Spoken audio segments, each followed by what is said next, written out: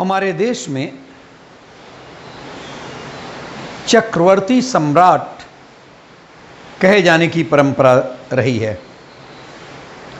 चक्रवर्ती सम्राट उसे कहा जाता है जिसका कि संपूर्ण भारत में राज रहा हो।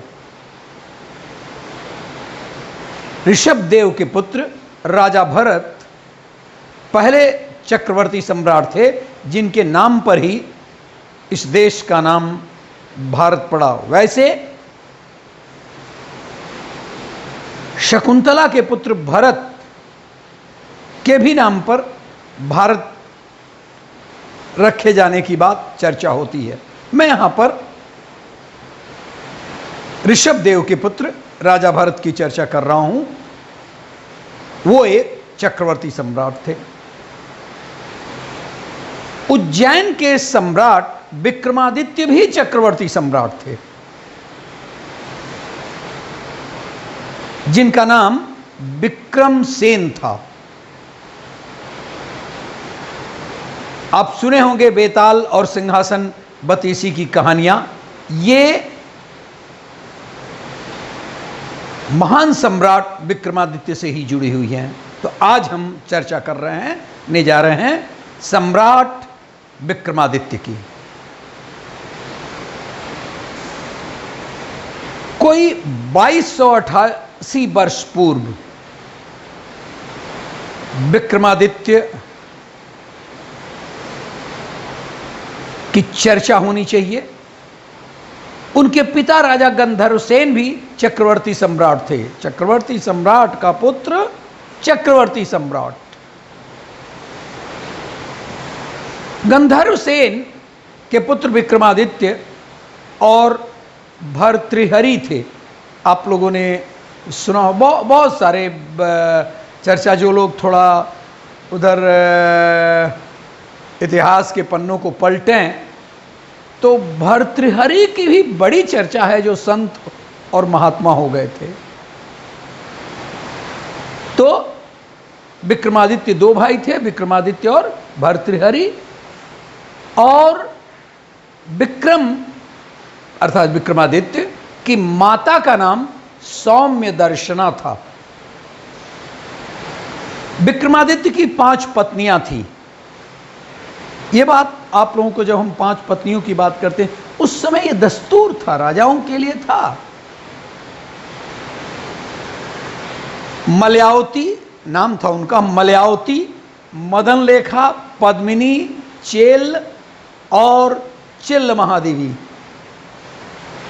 उनके 2 पुत्र भी थे, विक्रमचरित और विनयपाल। और 2 पुत्रियां भी थी, विद्योत्मा और वसुंधरा। विक्रमादित्य भारत की प्राचीन नगरी उज्जैनी के राज सिंहासन पर बैठे। विक्रमादित्य बड़े ज्ञानी, बड़े उदार, महान वीर। विक्रमादित्य के ही दरबार में 9 रत्न रहते थे। उन्हीं से ये परंपरा चली जो अकबर तक चली। कहा जाता है कि विक्रमादित्य बहुत ही पराक्रमी थे और उन्होंने ही शकों को परास्त किया था।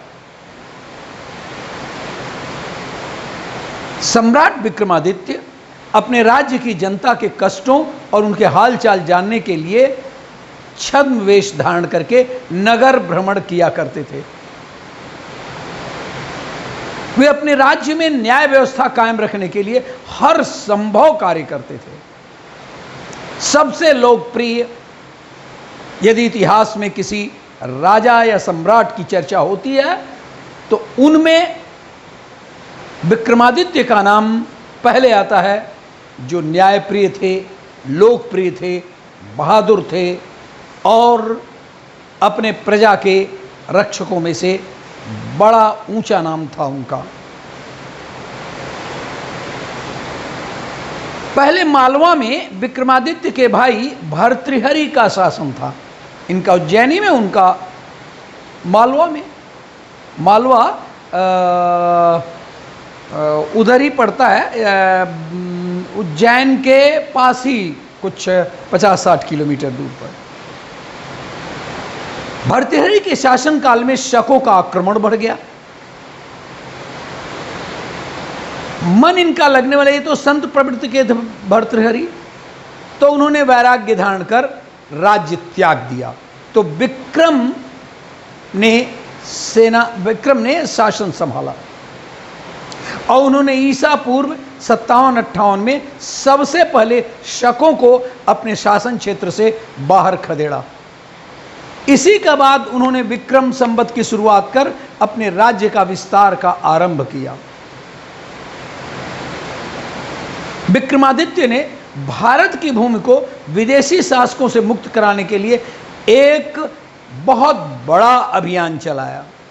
कहते हैं कि उनकी सेना विश्व की सबसे शक्तिशाली सेना बन गई थी, जिसने भारत की सभी दिशाओं में एक अभियान चलाकर भारत को विदेशियों और अत्याचारी राजाओं से मुक्त कर एक छत्र शासन का कायम किया। 14 ईस्वी को, मतलब ईसा के बाद जो 14 ईस्वी है, उसके आसपास कश्मीर में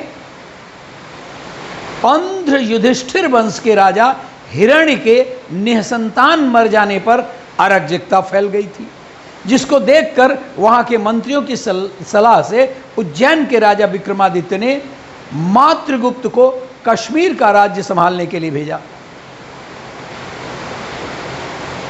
राजा विक्रमादित्य का भारत की संस्कृत, प्राकृत, अर्धमागधी, हिंदी, गुजराती, मराठी, बंगला आदि भाषाओं में के ग्रंथों में इनका विवरण मिलता है। उनकी वीरता, उदारता, दया, क्षमा आदि गुणों की अनेक गाथाएं भारतीय साहित्य में भरी पड़ी हैं। आपको अभी चर्चा किया कि नवरत्न उनके दरबार में रहते थे। नवरत्नों को रखने की परंपरा सम्राट विक्रमादित्य से ही शुरू हुई, जिसे तुर्क बादशाह अकबर ने भी अपनाया था। देश में अनेक विद्वान ऐसे हुए हैं जो विक्रम संवत को उज्जैन के राजा विक्रमादित्य द्वारा ही प्रवर्तित कहते हैं, और इस संवत के प्रवर्तन 57 ईसा पूर्व विक्रम संवत चलाया। अरब तक फैला हुआ था विक्रमादित्य का शासन। आपको आनंद आएगा कि विक्रमादित्य का बिल्कुल विस्तृत विवरण भविष्य पुराण और स्कंद पुराण में भी मिलता है। विक्रमादित्य के बारे में प्राचीन अरब साहित्य में भी इनका वर्णन मिलता है। दरअसल विक्रमादित्य का शासन अरब और मिस्र तक फैला था और संपूर्ण धरती के लोग उनके नाम से परिचित थे। इतिहासकारों के अनुसार उज्जैन के सम्राट विक्रमादित्य का राज्य भारतीय उपमहाद्वीप के अलावा ईरान, इराक और अरब में भी था।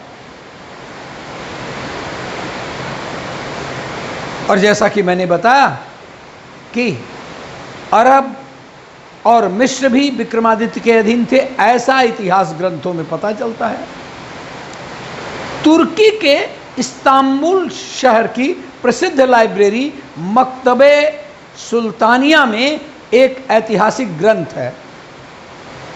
उसमें राजा विक्रमादित्य से संबंधित एक शिलालेख का उल्लेख है, जिसमें कहा गया है कि वे लोग भाग्यशाली हैं जो उस समय जन्मे और राजा विक्रमादित्य के राज्य में जीवन व्यतीत किया, क्योंकि वे बहुत ही दयालु, उदार और कर्तव्यनिष्ठ शासक थे, जो हर एक व्यक्ति के कल्याण के बारे में सोचते थे। उन्होंने अपने पवित्र धर्म को हमारे बीच फैलाया, अपने देश के विद्वानों को इस देश में भेजा, ताकि शिक्षा का उजाला फैल सके। इन विद्वानों और ज्ञाताओं ने हमें भगवान की उपस्थिति और सत्य के सही मार्ग के बारे में बताकर एक परोपकार किया। ये तमाम विद्वान राजा विक्रमादित्य के निर्देश पर अपने धर्म की शिक्षा देने चारों तरफ भारत में घूमे। विक्रमादित्य की प्रसिद्धि के बाद राजाओं को विक्रमादित्य की उपाधि दी जाने लगी। कहाँ से प्रेरित होकर के? राजा विक्रमादित्य से। बाद में और भी बहुत सारे विक्रमादित्य हुए हैं, जिसके चलते कभी कभी भ्रम भी पैदा होता है। उज्जैन के सम्राट विक्रमादित्य के बाद 300 ईस्वी में समुद्रगुप्त के पुत्र चंद्रगुप्त द्वितीय, जिनको भी कहा गया चंद्रगुप्त विक्रमादित्य,